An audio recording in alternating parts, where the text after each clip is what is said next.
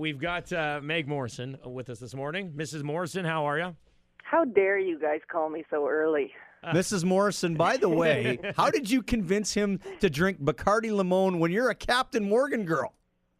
Well, don't you mean how did he convince me? Yeah, that's what I mean. Well, it was just kind of easier. We wanted to both drink the same thing, and I knew that he drinks it with water, and I figured that couldn't be a bad idea either. So, kind of hydrating at the same time.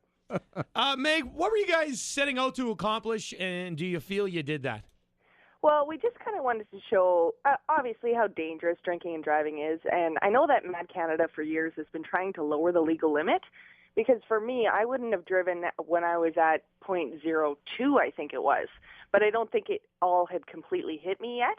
And, just kind of like how dangerous it is. There's a lot of guys that will go play men's league tonight and have too many beers and drive home.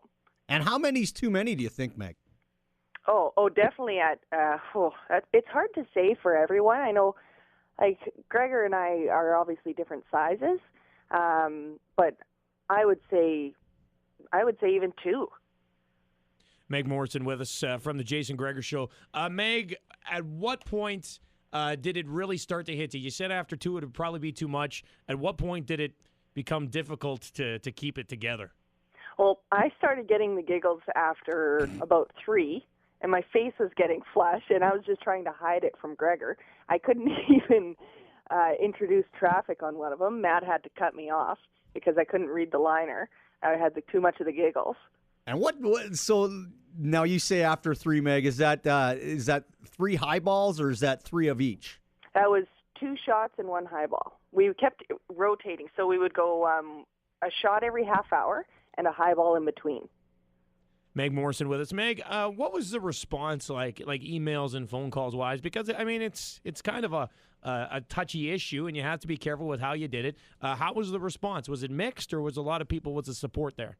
Actually, I don't think we got any negative feedback on it. I think to begin with, before we set the ground rules, people thought we may have been just doing it as a joke and doing it just so that we can drink on the air. But it wasn't even our idea. It was our boss's idea, just to show the dangers of it, right? So in the end, I know that we got a lot of positive feedback, a lot of positive emails as well. So I guess mission accomplished, even though I don't really feel that way this morning. Well, I had gone down to the inter-squad game at the JRC in Fort Saskatchewan for the Edmonton Oil Kings. Had a couple of people ask me, how did it end up finishing off with you and Jason? Because they knew you were getting there a little quicker, if you want to call it that, than Jason was, and based on probably body mass for sure. How did it end up finishing off, Megs? I didn't think I'd be able to pass that .16, but at 5:45 I was .18, and Gregor was .09. Gregor was only .09 after 3 hours? That's the same. I think actually he had one more than me.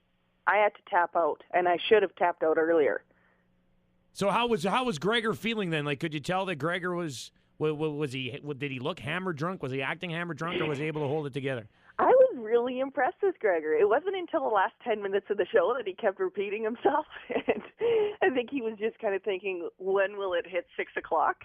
But, and a lot of people have told me that, you know what, even in his interviews, I'm like, how are you even focused? I'm looking at, like, I'm picturing butterflies flying around us right now, and I'm so distracted at everything. The show went by in a blink of an eye for me, and I'm like, how did you manage to do that? But I know he was really nervous before the show just to try to get through it. So, it wasn't until the last 10 minutes, but that may have been the funniest 10 minutes of the show.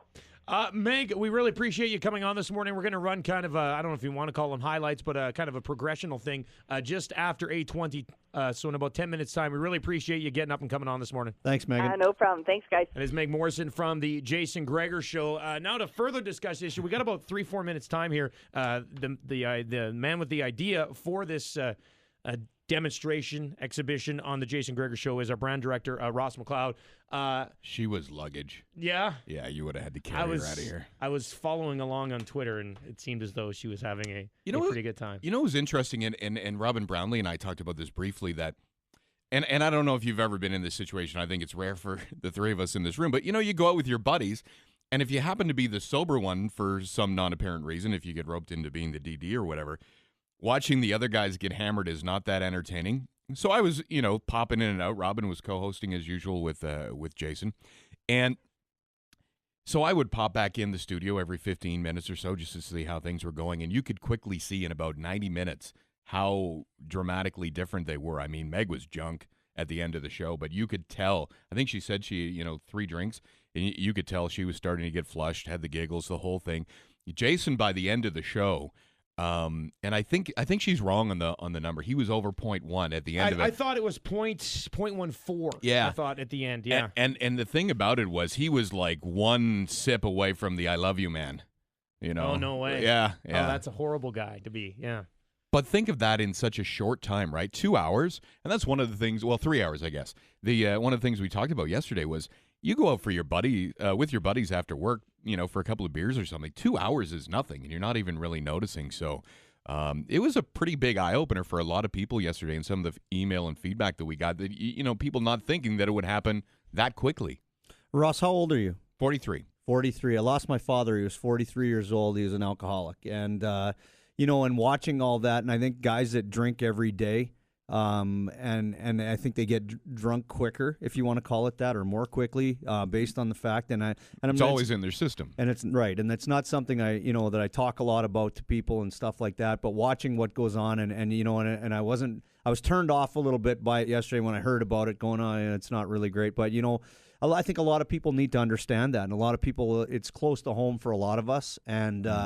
And and probably a lot of people don't know that. I can't believe I'm talking about it on the air right now. And but it's a tough thing, right? It is a tough thing, and I think a lot of people need to understand how quickly you can get from 0 to 60, if you will, on this whole thing, and how quickly alcohol can affect the rest of your life. Yeah, and I agree with you 100%. I think it's one of those things that in some way, shape, or form, that alcohol has impacted a great number of people in some way, shape, or form. In your case, in an incredibly tragic way. And the point of yesterday, what day is today? Thursday. On Tuesday night when we announced we were going to do it, I got a lot of negative feedback about this. It's a dumb idea. It's a stunt. It's whatever. As the day went on yesterday through Jason's show, we started to get people to understand that our point was a message, not some sort of radio stunt that was meant to just, be goofy and whatever.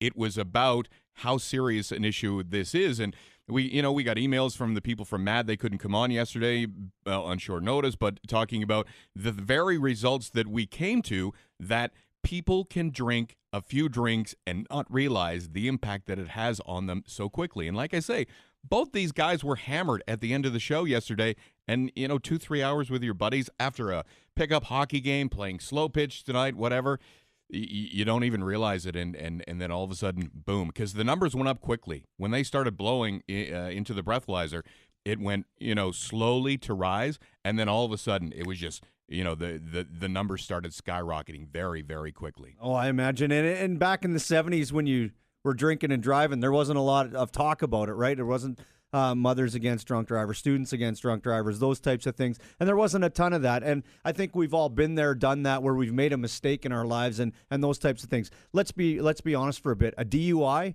is the inexpensive way out. Killing somebody from drinking and driving. Absolutely. Absolutely. Here's the thing. I've had a DUI when I was 22 years old, and you don't know how close you are. And I ended up, because of, well, you can toss as much money as you want at a lawyer, and they'll probably get you off, which is the wrong way to go about it. But the guy I had with me, we'd gone out for a couple of beers with the baseball team I was working for at the time. The guy I had riding shotgun with me was sober. He was my roommate. I was like, oh, don't worry about it, man. I'm fine. He's like, yeah, you're fine. So we're driving home. I took a corner too fast, and we get pulled over, and they're like, hey, what's going on? I said, well, we're just coming back from there. And it ruined my life for about a year. I had to lose my license for 6 months. It cost about $5,000, and it just, but that shows that you just don't really know how close you are. But it could have ruined a bunch of lives forever. Exactly. So, I mean, that's the message. And I think it's awesome that Jason and Meg did it, because, the one thing that people underestimated yesterday before it happened was they were also putting their reputations on the line, because, when you're drunk, you do stupid things. That's the reality of it. And so they stepped up to, help get a message out there. And you know what? I think that's part of our moral obligation as well, in doing what we do to remind people of those things. Because, we goof around all day. We talk about sports. We talk about chicks. We talk about hanging out with our buddies and stuff like that. But at the same time, we also have an obligation to remind people to be smart.